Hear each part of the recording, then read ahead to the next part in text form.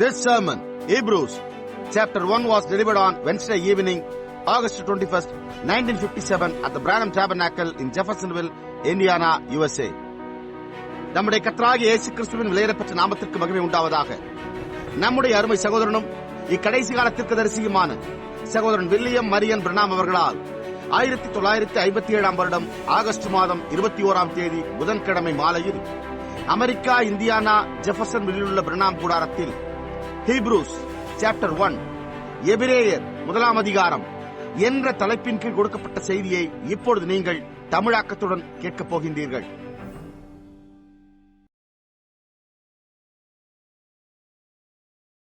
To give a little, I think there's nothing better to me than just the word. Faith cometh by hearing, and hearing the word of God. எனக்கு வார்த்தையை காட்டிலும் மேலானது வேறொன்றுமே இல்லை என்றே நான் எண்ணுகிறேன். விசுவாசம் கேள்வியினால் வரும், கேள்வி தேவனுடைய வசனத்தினால் வரும்.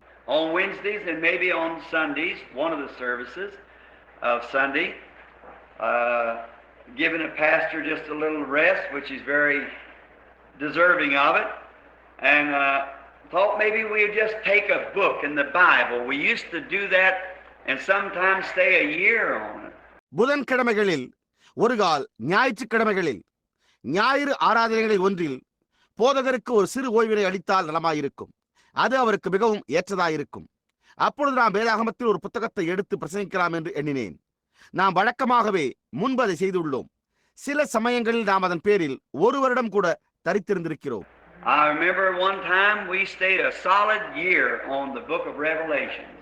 Oh my, the things that we learned and how wonderful it was. நாம் ஒரு சமயம் வெளிப்படுத்தின விசேஷ புத்தகத்தின் பேரில் ஒரு வருடம் முழுமையாக தரித்திருந்ததை நான் நினைவு கூறுகிறேன். ஆனால் என்னே, நாம் கற்றுக்கொண்ட அந்த காரியங்கள் அவைகள் எவ்வளவு அற்புதமானவளா இருந்தன. Then we went back and got the book of Daniel or the book of Genesis or Exodus and just take it chapter by chapter and it just ties the entire Bible together. Oh, I just love that. அதன் பின்னர் நாம் தானியேலின் புத்தகத்திற்கு திரும்பிச் சென்று இல்லை, ஆதியாகம புத்தகத்தை இல்லை, யாத்ராகமத்தை எடுத்து அதை அதிகாரத்திற்கு அதிகாரம் முழு வேதாகமத்துடன் இணைத்தோம்.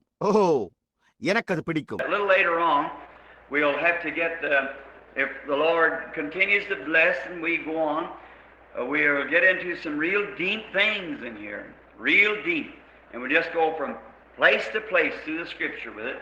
சற்று கழித்து நாம் எடுத்துக்கொள்ளப் போகிற, அதாவது கர்த்தர் தொடர்ந்து ஆசீர்வதிப்பாரேயானால் நாம் தொடர்ந்து சென்று நாம் இங்குள்ள சில உண்மையான ஆழமான காரியங்களுக்குள்ளாக, உண்மையில் ஆழமானவர்களுக்குள்ளாக செல்லலாம்.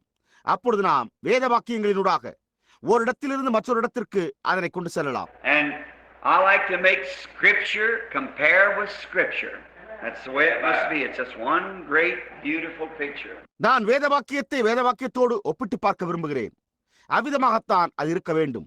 அது ஒரு மகத்தான அழகான காட்சியா இருக்கிறது. And in this book that we're studying, we're going to get in salvation and divine healing and miracles and mercies and everything. Here. நாம் ஆய்ந்து படித்துக் கொண்டிருக்கும் இந்த புத்தகத்தில் நாம் ரட்சிப்பு, தெய்வீக சுகமளித்தல், அற்புதங்கள், இரக்கங்கள் போன்றவற்றை இதில் அறிந்து கொள்ளப் போகிறோம். இங்கே ஒவ்வொரு காரியமும் இதற்குள் வெளிப்படுகிறது. And maybe when I get to a place where I have to get to the meetings, I never know just when I'm going to be to a meeting, called to a meeting, because I don't have anything set until I just feel led to do a certain thing. And that may be before in the morning I may fly to California, up to Maine or somewhere, just where he would call me.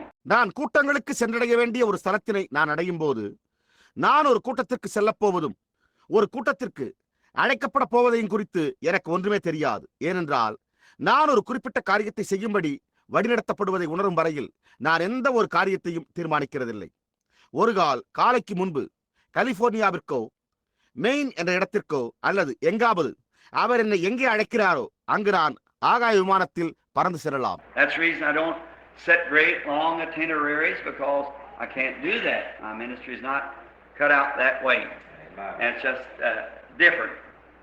அந்த காரணத்தினால்தான் நான் பெரிய நீண்ட பயணத்திட்ட விவரங்களை முன்னேற்பாடு செய்கிறதில்லை. ஏனென்றால் என்னால் அதை செய்ய முடியாது. என்னுடைய ஊழியம் அந்த விதமாக இயல்பாக அமைவதில்லை. அதாவது சற்று வித்தியாசமானதாக இருக்கிறது. And now I come home just for a little rest. I lost 20 pounds in this last meeting, and Brother Mercer and Brother Gold was up a while ago and said, Brother Branham, I noticed what you do. You put your whole heart into it. இப்பொழுது நான் சிறிது ஓய்வெடுப்பதற்காகவே இங்கே வீட்டுக்கு வந்துள்ளேன். நான் கடந்த கூட்டத்தில் 20 பவுண்டுகள் எடை குறைந்து விட்டேன்.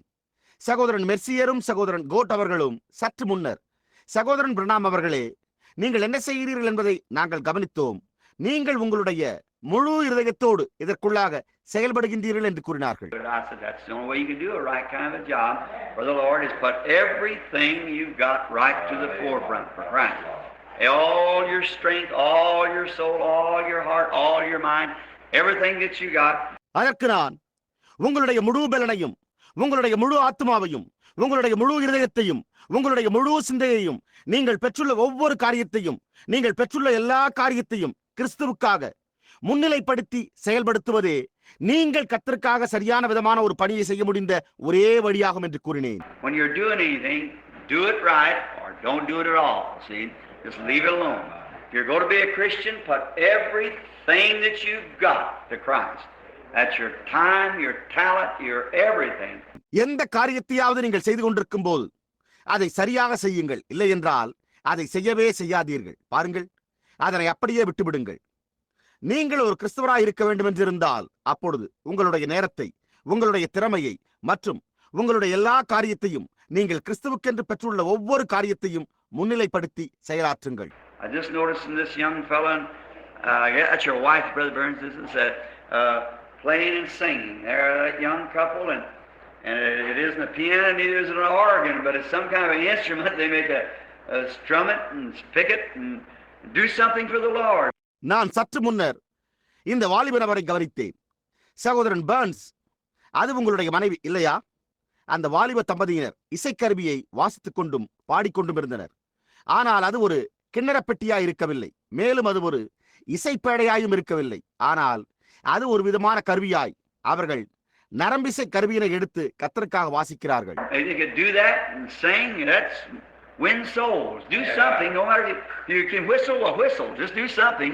Just testify or do something for the kingdom of God. Whatever you got, put it to the use in God's service. Amen.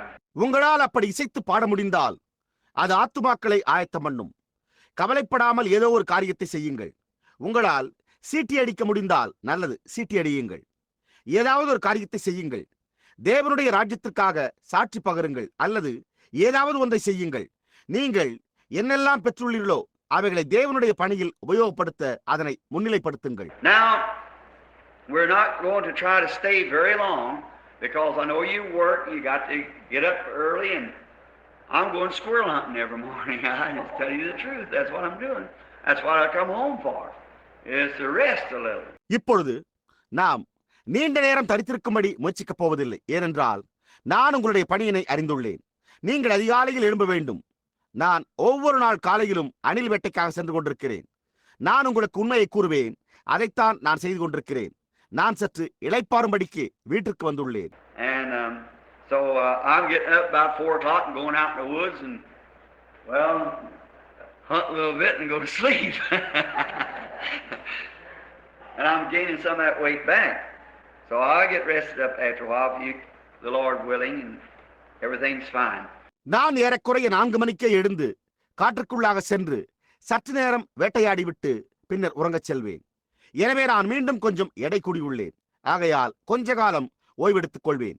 கர்த்தருக்கு சித்தமானால் ஒவ்வொரு காரியமும் அருமையாக உள்ளது. All right, now we're going to turn in your Bibles. I want you to bring your Bibles each night as you can.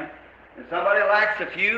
Would somebody want to follow along with the readings? We got some here. We'd have some of the ushers to pass them out. Anybody want one? Just raise your hand. சரி, இப்பொழுது நாம் நம்முடைய வேதாகமங்களை திருப்பப் போகிறோம். நீங்கள் ஒவ்வொரு இரவும் உங்களுடைய வேதாகமத்தை கொண்டு வர வேண்டும் என்று நான் விரும்புகிறேன். உங்களால் முடிந்த அளவு அதை கொண்டு வாருங்கள். யாராவது சில பேரிடத்தில் வேதம் இல்லாமல் இருந்து அதே சமயத்தில் வாசிக்கும் பாகத்தை தொடர்ந்து பார்க்க வேண்டும் என்று விரும்பினால் நாங்கள் இங்கு சிலவற்றை வைத்துள்ளோம். எனவே நாங்கள் இங்கு வைத்துள்ளதை வாயில் வரவேற்பாளர்களில் சிலர் அவைகளை எடுத்துக் கொடுங்கள். எவருக்கேனும் ஒன்று வேண்டுமா? நல்லது. உங்களுடைய கரத்தை உயர்த்துங்கள். Wonder if Brother Doc, come here and get me Bible. You're standing close there, and Brother Burns. Is that right, Burns? I heard him say that. What? Conrad, I call him. I'm getting kind of hard hearing, maybe, Brother. How did I ever get the name of Burns? I know the man's face, and I just couldn't call his name. சகோதரன் talk அவர்கள் இங்கு வந்து இந்த வேதாகமங்களை பெற்றுக்கொள்வாரா என்று வியப்புறுகிறேன். நீங்கள் அங்கே சகோதரன் burns அவர்களுக்கு அருகில் நின்று கொண்டிருக்கிறீர். சகோதரன் பேர்ன்ஸ், சரிதானே? நான் அவர் ஏதோ கூறுவதை கேட்கிறேன். என்ன? கான்ரேட், நான் அவரைத்தான் கூப்பிட்டேன். சகோதரன் நெவில், எனக்கு ஒரு கால் சரியாக கேட்காமல் இருக்கலாம். பேர்ன்ஸ் என்ற பெயரை நான் எப்படி கூப்பிட்டேன்? நான் அந்த மனிதனுடைய முகத்தை அறிந்துள்ளேன், ஆனால் என்னால் அவருடைய பெயரை சரியாக கூறி கூப்பிட முடியாமல் போய்விட்டது. And you know, as you get a little older, I find out one thing: it's harder for me to read this Bible. And I just hate to think of having to wear glasses to read the Bible. உங்களுக்கு சற்று வயதாகும் போது உங்களுக்கே தெரியும், நான் ஒரு காரியத்தை கண்டறிகிறேன். அதாவது, இந்த வேதாகமத்தை வாசிப்பதோ எனக்கு கடினமாக உள்ளது. ஆயினும் நான் வேதத்தை வாசிப்பதற்கு மூக்கு கண்ணாடி அணிந்து கொள்வதை குறித்து எண்ணி பார்ப்பதற்கே நான் வெறுப்பு கொள்கிறேன். But here not long ago, I thought I was going blind. Now I went over to see Sam, and Sam said, "Bill, I don't know," said, "I'll just get you an appointment with some specialist." ஆனால் அண்மையில் எனக்கு பார்வை குறைந்து கொண்டே இருப்பதை குறித்து நான் எண்ணி பார்த்தேன். எனவே நான் சாம் என்பவரை காண சென்றிருந்தேன். அப்பொழுது சாம் அவர்களோ, "பில், எனக்கு தெரியவில்லை" என்று கூறிவிட்டார். மேலும், நீங்கள் எதற்காக ஒரு சிறப்பு மருத்துவரை சந்திக்க நான் முன்னேற்பாடு செய்துள்ளேன் என்று கூறிவிட்டார். I went to Louisville. It must have been the will of the Lord. Some famous specialist, I forget his name now, but he read my book and he said, "If you ever go back to Africa, I want to go with you." எனவே நான் அதற்காக லூயிவில்லுக்கு சென்றேன். அது கர்த்தருடைய சித்தமாய் இருந்திருக்க வேண்டும். ஒரு புகழ்வாய்ந்த சிறப்பு மருத்துவர். நான் அவருடைய பெயரை இப்பொழுது மறந்துவிட்டேன். ஆனால் அவரோ என்னுடைய புத்தகத்தை படித்திருந்தார். எனவே அவர், நீங்கள் திரும்பவும் எப்போதாவது ஆப்பிரிக்காவுக்கு செல்வீர்களேயானால் நான் உங்களோடு வர விரும்புகிறேன் என்று கூறினார். He said, "And if you them African people love you," and said they're very superstitious, especially with a knife to go to cutting. So said, "I want to give 6 months of my life for operations of cataracts and things to in mission." மேலும் அவர் தொடர்ந்து, அந்த ஆப்பிரிக்க ஜனங்களோ உங்களை நேசிக்கிறார்கள் என்றும் அவர்கள் மிகவும் மூட நம்பிக்கை உள்ளவர்கள், விசேஷமாக ஒரு கத்தியினை கொண்டு கூட வெட்டிக் கொள்வார்கள் என்றார். எனவே அவர்களுக்கு கண்படல அறுவை சிகிச்சைகள், மற்ற காரியங்கள் போன்றவற்றுக்காக நான் என்னுடைய வாழ்க்கையில் ஊழியத்துக்கென்றே 6 மாத காலம் செலவிட விரும்புகிறேன் என்று கூறினார். And said if we could go together and you could win favor of them like that, said then if they had cataracts and eye works, I'd just love to give it free of charge 6 months of it. And I forget how long you have to wait for an appointment with him. மேலும் அவர், நாம் ஒன்று சேர்ந்து செல்லக்கூடுமானால் அப்பொழுது நீர் அவர்களை அனுகூலமாகவே ஆதாயம் செய்யக்கூடும். அவர்களுக்கு கண்படல நோய்கள் மற்றும் கண் சிகிச்சைகள் தேவைப்படுமாயின் நான் இலவசமாக 6 மாத காலத்திற்கு அவர்களுக்கு சிகிச்சை அளிக்க விருப்பம் கொண்டுள்ளேன் என்றார். ஆனால் அதே சமயத்தில் நீங்கள் அவரை சந்திக்கும்படியான முன்னேற்பாடு செய்ய எவ்வளவு காலம் காத்திருக்க வேண்டும் என்பதையோ நான் மறந்து போய்விட்டேன். And we're sitting in a little room and it had a little red light come on back there in a dark room. Well, I could read them letters. It said 2020. I could read it either way. And he snapped it on 15:15. I could read it, and put on 10:10. I could read it. So, well, there's not much wrong with your eye. நாங்கள் ஒரு சிறு அறையில் உட்கார்ந்து கொண்டிருந்தோம். அப்பொழுது அங்கே பின்னால் இருந்த இருட்டு அறையில் ஒரு சிறிய சிகப்பு விளக்கு போடப்பட்டிருந்தது. ஏன்? என்னால் அந்த எழுத்துக்களை வாசிக்க முடிந்தது. அப்பொழுது அது 20:20 என்று கூறப்பட்டது. என்னால் அதை வாசிக்க முடிந்தது. அதன் பின்னர் அவர் அதை 15:15 என்ற அளவில் திடீரென்று மாற்றினார். அப்பொழுது அதையும் என்னால் வாசிக்க முடிந்தது. பின்னர் 10:10 என்ற அளவிற்கு மாற்றி வைக்கப்பட்டது. அப்பொழுதும் என்னால் அதை வாசிக்க முடிந்தது. எனவே அவர், நல்லது, உங்களுடைய கண்களில் அதிகப்படியான கோளாறு கிடையாது என்று கூறினார். So he had a little telescope. He put a little gadget back there, a little thing, you know, them old telescopes. I may remember them. You used to look through them, look at pictures. Just like that. அப்பொழுது அவர் ஒரு தூரதரிசினி கண்ணாடியை வைத்திருந்தார். உங்களுக்கு தெரியுமா? அவர் அங்கே ஒரு சிறிய கருவியை, ஒரு சிறிய சாதனத்தை பின்னால் வைத்திருந்தார். அந்த பண்டைய தூரதரிசினி கண்ணாடிகள் எத்தனை பேருக்கு நினைவிருக்கிறது? நாம் புகைப்படங்களை உற்று நோக்கி பார்க்க வழக்கமாகவே பயன்படுத்துவோம். And he said, "Can you read that?" I said, "Yes, sir." He said, "Read it for me." It had a whole paragraph about like that. I started reading, and he started pulling it up. I kept getting slower and slower. He got about like this. I stopped. எனவே அவர், உங்களால் அதை வாசிக்க முடியுமா என்று கேட்டார். அதற்கு நானோ, ஆமையா, முடியும் என்றேன். அப்பொழுது அவர், அதை எனக்காக வாசியுங்கள் என்றார். ஓ, அது ஏறக்குறைய அந்த விதமான ஒரு முழு பத்தியா இருந்தது. நான் அதை வாசிக்க துவங்கினேன். அப்பொழுது அவர் அதை அந்த விதமாக தூரமாய் மெல்ல மெல்ல இழுக்க துவங்கினார். அவர் கிட்டத்தட்ட இந்த அளவு ஒரு குறிப்பிட்ட தூரத்திற்கு இழுத்தவுடன் நான் நிறுத்திவிட்டேன். He said, I can tell you one thing, you're past 40. I said, yep, that's right. Long ways past it. He said, how have you done it? அப்பொழுது அவர், என்னால் உங்களுக்கு ஒரு காரியத்தை கூற முடியும். நீங்கள் 40 வயதை கடந்து விட்டீர்கள் என்று கூறினார். அப்பொழுது நானோ, ஆம், அது உண்மையே. நீண்ட வருடங்களுக்கு முன்னமே நான் அதை கடந்து விட்டேன் என்றேன். அதற்கு அவரோ, நீங்கள் அதை கடந்து எவ்வளவு காலம் ஆயிற்று என்று கேட்டார். He said the human eye, naturally, when you get 40 years old, like your hair gets gray and so forth, the eyeball gets flat. So now if you live long enough, that'll come back again. அதற்கு அவர், இயற்கையாகவே மானிட கண்ணானது உங்களுக்கு 40 வயதாகும் போது உங்களுடைய தலைமுடி நரையாக மாறுவது போல உங்களுடைய கண்விழியானது தட்டையாகிறது. இப்பொழுது நீங்கள் நீண்ட காலம் வாழ்வீர்களேயானால் அது மீண்டும் திரும்பி வந்துவிடும் என்றார். He said that second sight, they call it. They said a human being at about 40 years old, they'll actually said there's nothing wrong with your eyes. I can say a hair is laying on the floor, get it all from me, but get close to me. அவர் அதை இரண்டாம் பார்வை என்று அவர்கள் அழைக்கிறார்கள்.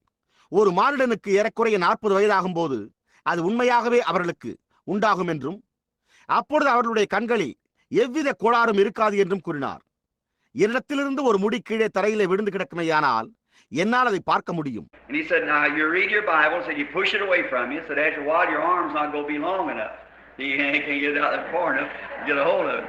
அதன் பின்னர் அவரோ, இப்பொழுது நீங்கள் வேதாகமத்தை வாசியுங்கள் என்று கூறி அதை உங்களிடத்திலிருந்து சற்று தூரமாக தள்ளி வைத்து படியுங்கள் என்றும் சற்று கழித்து நீங்கள் உங்கள் கரத்திற்கு எட்டாத தூரத்தில் வைத்து உங்களால் படிக்க முடிகிறதா என்று பாருங்கள் என்றும் கூறினார். And so he made me a pair of glasses, and the bottom parts you can, it's for reading. He said, now in your pulpit, he thought I was one of these here dignified preachers, you know, and so that the top part's just regular window glass, just regular glass, and the bottom part's got some kind of a grind in it that I can read it close, you know, like that. So I just hate to put them on. I do. ஆகையால் அவர் ஒரு மூக்கு கண்ணாடியை எனக்கு ஆயத்தம் செய்து அதனுடைய அடிப்பகுதியினால் உங்களால் வாசிக்க முடியும், அது வாசிப்பதற்காகவே என்றும் கூறினார். மேலும் அவர், இப்பொழுது உங்களுடைய பிரசங்கபிடத்திலிருந்தே வாசிக்கலாம் என்றார். உங்களுக்கு தெரியுமா, அவர் என்னை இங்குள்ள மிக உயர்ந்த மதிப்பு வாய்ந்த பிரசங்கமார்களில் ஒருவர் என்றே எண்ணிக்கொண்டார். எனவே அந்த கண்ணாடியின் மேல்பாகம் வழக்கமாக பொருத்தப்படுகிற கண்ணாடியாயும் அதன் கீழ்பாகமோ ஒருவிதமாக அறுத்து பிரிக்கப்பட்டு நான் மிக நெருக்கமாக படிக்க முடிந்த அளவு பொருத்தப்பட்டிருக்கிறது என்று கூறினார். உங்களுக்கு தெரியுமா, நானோ அதை அணிந்து கொள்ளவே வெறுக்கிறேன். நான் வெறுக்கிறேன். And now I'm Bible teaching, and I've got the New Testament tonight, so I got a Collins New Testament, just got good size print, but now when I get back to the other one, I may have to go to them old buddies and kind of read through them. இப்பொழுது வேதாகம போதனையில் இன்றிரவு நான் புதிய ஏற்பாட்டு பகுதியை எடுத்துள்ளேன். எனவே அதுவோ நான் காலின்ஸ் என்ற அச்சக பிரிவினரின் மூலம் அச்சடிக்கப்பட்ட அந்த புதிய ஏற்பாட்டு பகுதியை வைத்துள்ளேன். இது நல்ல வடிவத்தில் உள்ள எழுத்துக்களை கொண்டு அச்சிடப்பட்டுள்ளது. ஆனால் இப்பொழுது எனக்கு மற்றொரு முறை திரும்ப பார்வை குறைவு உண்டாகும் பொழுது நான் அந்த பழைய நண்பர்களிடமே சென்று நான் வாசிக்கும்படியான ஒன்றை அவர்களிடத்திலிருந்தே பெற்றுக்கொள்வேன். But whatever it is, I'm glad that I got something I can still read. And whatever I got, I'm going to give everything I can to the glory of God. Hope that He'll take that age sign away. ஆனால் அது என்னவா இருந்தாலும் என்னால் இன்னமும் படிக்க முடிந்த ஒன்றை நான் வைத்திருக்கிறபடியால் நான் மகிழ்ச்சி அடைகிறேன். நான் பெற்றுள்ள எதுவாகினும் என்னால் முடிந்த அளவு ஒவ்வொரு காரியத்தையும் தேவனுடைய மகிமைக்கென்று ஒவ்வொருவருக்கும் அளிக்கப் போகிறேன். எனவே அவர் அந்த முதுமை என்ற அறிகுறியே நீக்கி போடுவார் என்று நான் நம்புகிறேன். I can't actually take my age away. That's just one thing we all got to do. We got to go through that. And I know I'm not a little boy like I used to be standing here on the platform. I'm 48 years old. Just think, 2 more years to be 50 years old, Brother Mike. என்னுடைய முதுமையை அகற்றி போடும்படிக்கு என்னால் அவரிடம் கேட்க முடியாது. ஆம், அந்த ஒரு காரியத்தை நாம் யாவரும் பெற்றுக்கொள்ள வேண்டியவர்களாக இருக்கிறோம். நாம் அதனூடாக செல்லத்தான் வேண்டும். நான் முன்பு இருந்ததை போன்ற இங்கு மேடையின் மேல் நிற்கிற ஒரு சிறு பையனாக இருக்கவில்லை என்பதையும் நான் அறிவேன். எனக்கோ 48 வயதாகிவிட்டது. சகோதரன் மைக் அவர்களே, சற்று யோசித்து பாருங்கள். இன்னும் 2 வருடங்களில் 50 வயதாகிவிடும். Can't hardly believe it. I never knew that I was past 20 till about 2 years ago. That's right. That's right. I couldn't believe it. And yet it's hard for me to believe till I look in the glass and then I know it is. என்னால் அதை நம்ப முடியவில்லை. நான் ஏறக்குறைய 2 ஆண்டுகளுக்கு முன்னரே நான் அந்த 20 கடந்து விட்டேன் என்பதை ஒருபோதும் நான் அறியாதிருந்தேன். அது உண்மை, அது சரியே. என்னால் அதை நம்ப முடியவில்லை. அதே சமயத்தில் அந்த கண்ணாடியில் நோக்கி பார்க்கும் வரையில் என்னால் அதை நம்பவே முடியவில்லை. அதன் பின்னரே நான் அந்த முதுமையை அறிந்து கொண்டேன். But just to be looking, I just feel just as good as I ever felt in my life. And I'm thankful for that too. All praise be to God. ஆனால் நான் வாழ்க்கையில் எப்போதும் உணர்ந்ததை போன்று அவ்வளவு நன்றாகவே இருப்பதை உணர்வது போன்று காணப்படுகிறேன். நான் அதற்காகவும் கூட நன்றி உள்ளவனாயிருக்கிறேன். எல்லா துதியும் தேவனுக்கே உண்டாவதாக. Now we're studying the book of the Hebrews. It's one of the most deepest, richest books of the Bible. I tell you, it's a book that really will, if God permits and we just get down into this, I believe we'll find golden nuggets till we'll just shout the praises of God. Amen. இப்பொழுது நாம் எபிரேயரின் புத்தகத்தையே ஆய்ந்து படித்துக் கொண்டிருக்கிறோம். அது வேதாகம புத்தகங்களிலேயே மிகவும் ஐஸ்வர்யமான ஒன்றாயும் மிக ஆழமான ஒன்றாகவும் உள்ளது. நான் உங்களுக்கு சொல்லுகிறேன், உண்மையாகவே இந்த புத்தகம் ஒரு தேவன் அனுமதிப்பாரேயானால் நாம் இந்த புத்தகத்தில் பெற்றுக்கொள்ளப் போவது என்னவென்றால், நாம் எல்லா நேரத்திலும் தேவனுடைய துதிகளை கூறி ஆரவாரமிடும் அளவிற்கு நாம் தங்க கட்டிகளை கண்டறிவோம் என்றே நான் நம்புகிறேன். The book of Hebrews, really what it is, it's supposedly to be written by St. Paul, the greatest Bible expositor, I guess, the world's ever had outside of our Lord Jesus Christ. உண்மையாகவே எபிரேய புஸ்தகம் என்னவாய் இருக்கிறது என்றால், அது வேதாகம பொருளை தெளிவாக விளக்குபவரான மகத்தான பரிசுத்த பவுலினால் எழுதப்பட்டது என்று எண்ணப்படுகிறது. நம்முடைய கர்த்தராகிய இயேசு கிறிஸ்துவுக்கு அடுத்தபடியாக இந்த உலகம் பெற்றுள்ள மிகச் சிறந்தவர் அவரே என்று நான் யூகிக்கிறேன். And Paul was separating.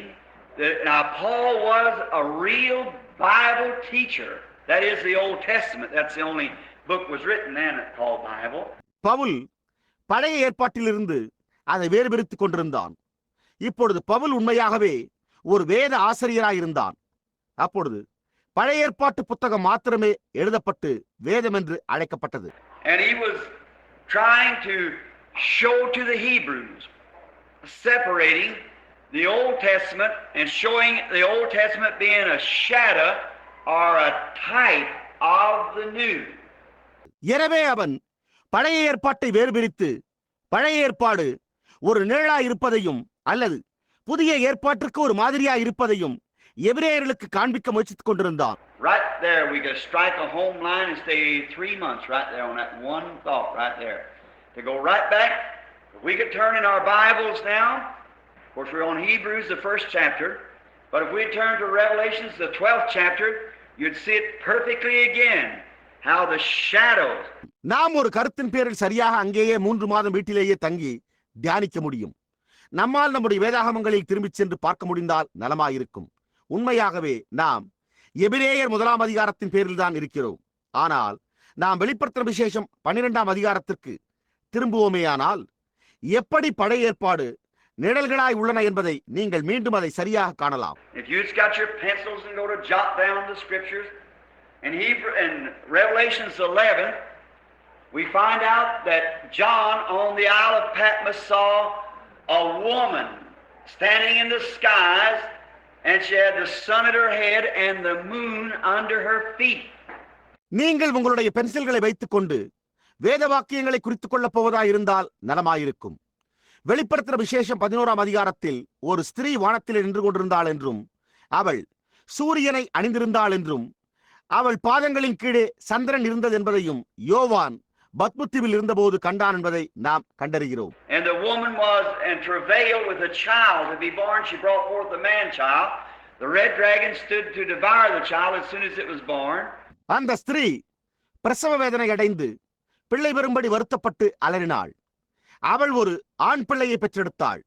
அந்த பிள்ளை பிறந்தவுடனே அதை பட்சித்து போடும்படிக்கு அந்த வலு சர்ப்பம் அவளுக்கு முன்பாக நின்றது. And the child was caught up into heaven, and the woman fled into the wilderness where she was nourished for a time and a half time, or dividing of time. அந்த பிள்ளை பரலோகத்திற்கு எடுத்துக் கொள்ளப்பட்டது. அந்த ஸ்திரீயானவள் வனாந்திரத்துக்கு ஓடி போனாள். அங்கே அவள் ஒரு காலங்களும் அரைக்காலமுமாக அல்லது பாதிக்காலம் போஷிக்கப்பட்டாள். Now the woman represented the church, and the child that she brought forth was Christ. The moon under her feet was the law, the sun at her head was grace. 12 stars in her crown was the 12 apostles. இப்பொழுது ஸ்திரீயானவள் சபைக்கு பிரதிநிதித்துவமாயிருந்தாள். அவள் பெற்றெடுத்த பிள்ளையோ கிறிஸ்துவாயிருந்தது. அவளுடைய பாதத்திற்கு கீழே இருந்த சந்திரனோ நியாயப்பிரமாணமாயிருந்தது. அவள் தலையில் அணிந்திருந்த சூரியனோ கிருபையாயிருந்தது. அவளுடைய கிரீடத்தில் இருந்த 12 நட்சத்திரங்கள் 12 அப்போஸ்தலர்களாயிருந்தனர். And there's where at what the 12 apostles was the glory or the crowning of the New Testament. See, for no other foundations can be laid than that which is already laid. Amen. See? Amen. அங்கேதான், அதாவது 12 அப்போஸ்தலர்கள் மகிமையாய் இல்லை, புதிய ஏற்பாட்டின் கிரீடமாயிருந்தனர். புரிகிறதா?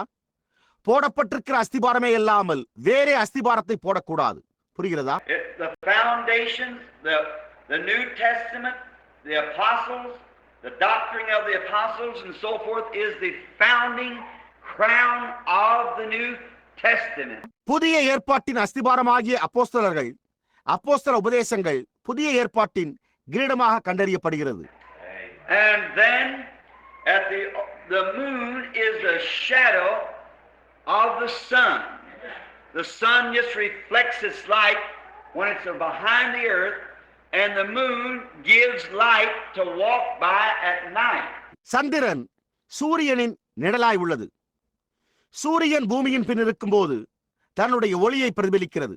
சந்திரனோ இரவில் நடந்து செல்லும்படியான ஒளியை தருகிறது. And what a beautiful picture we have here. Another beautiful picture. The sun represents Christ. The moon represents the church. They're just like husband and wife. நாம் இங்கே என்ன ஒரு அழகான காட்சியை பெற்றுள்ளோம். மற்றொரு அழகான காட்சி. சூரியன் கிறிஸ்துவையே பிரதிநிதித்துவப்படுத்துகிறது. சந்திரனோ சபையை பிரதிநிதித்துவப்படுத்துகிறது. அவைகள் கணவனும் மனைவியையும் போன்றிருக்கின்றன. And in the absence of Christ, the church reflects the minor light, the gospel, and it's a light to walk in until the sun rises again. Amen. Then the church and the sun, the moon and the sun blends together. கிறிஸ்து இல்லாத நேரத்தில் சபையானது கொஞ்சம் ஒளியை, சுவிசேஷத்தை பிரதிபலிக்கிறது. சூரியன் மீண்டும் உதயமாகும் வரை அது நடப்பதற்குரிய வெளிச்சமாய் உள்ளது. ஆகையால் சபையும் குமாரனும் போலவே சூரியனும் சந்திரனும் ஒன்றாய் கலந்துள்ளன. See, the moon is a part of the sun, and the church is a part of Christ. And while the absence of Christ, the church reflects His light. புரிகிறதா? சந்திரன் சூரியனின் ஒரு பாகமாயிருக்கிறது. சபை கிறிஸ்துவின் ஒரு பாகமாயிருக்கிறது. கிறிஸ்து இல்லாமல் இருக்கும்போது சபையானது அவருடைய ஒளியை பிரதிபலிக்கிறது. And then as sure as we can see the moon shining, it knows the sun shining somewhere. Amen.